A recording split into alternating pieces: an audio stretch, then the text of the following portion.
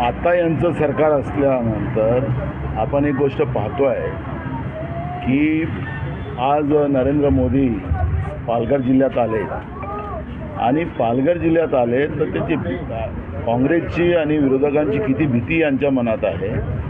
तर आज आमच्या खासदार वर्षा गायकवाड असतील, नसीम खान असतील आणि पालघरचे अनेक आमचे नेते असतील, कार्यकर्ते असतील, त्यांना आज पोलिसांनी नजरकैदेत टाकलं।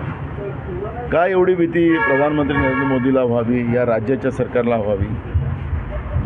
हे जे पाप केलेली लोक आहेत, ज्यांनी छत्रपती शिवाजी महाराजांचा अवमान केला, महाराष्ट्राच्या स्वाभिमानाला ठेच पोचवली, महाराष्ट्राच्या लहान मुली असुरक्षित आहेत, ही जी भीती यांच्या मनात झाली की जनता आम्हाला आता जॉब विचारेल आणि म्हणून सत्तेच्या जोरावर आज ज्या पद्धतीनं विरोधकांना धमकवलं जाते आहे, त्यांना नजरकैदेत ठेवलं जाते आहे आणि आम्ही जे पाप केलं ते पाप महाविकास आघाडी करेल काय आणि आमच्या पापी व्यवस्थेला संपवणार काय, ही भीती झालेली आहे।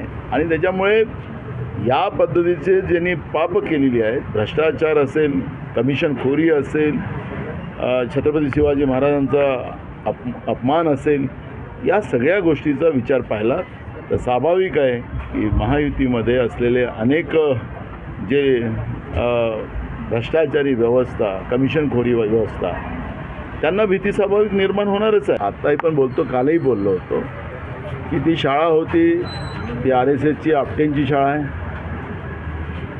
मूर्तिकार होता तोही आपटे होता आणि महात्मा गांधीला खून करण्याचं जे षडयंत्र जे तयार केलं गेलं होतं त्याच्यामध्येही एक सदस्य आपटेच होता।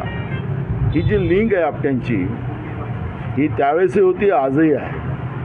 महाराजांचा अपमान करणं हे पेशवाई आणि RSSचा ही परंपरा राहिलेली आहे आणि त्याच्यामुळे हे सगळे प्रकार घडते आहे।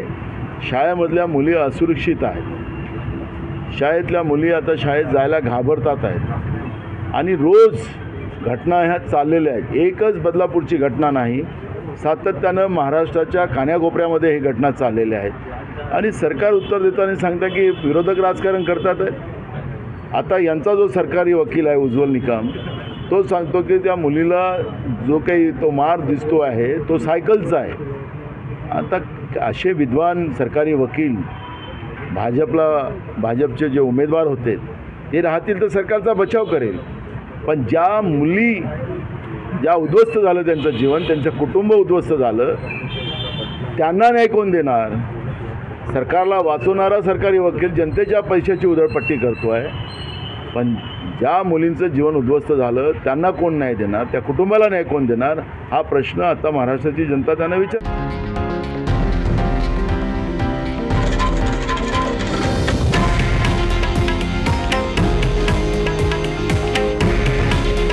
हे आहे देशातील नंबर 1 न्यूज नेटवर्क आणि आपण पाहत आहात TV9 मराठी।